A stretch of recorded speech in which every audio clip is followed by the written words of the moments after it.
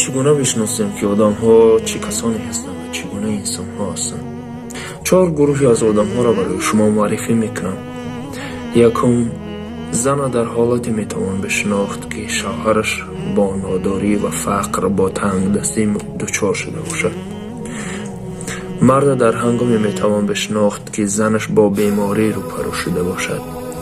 و دوست در هنگامی که به مشکلی و دردی گرفتار هستی. و مؤمن واقعی را باشد واقعا هم در هنگامی که به مشکلات، به سختی ها و امتحان های جدی از جانب پروردگار روبرو شده است و چگونه واکنش بر خدای خود نشان می‌دهد. همیشه تلاش بکنیم که هر نفری از این 4 طایفه که اگر باشیم بهترینش باشیم و انسان‌هایی باشیم که ما را خوب بشناسند. خدا نگهبانتون باشه.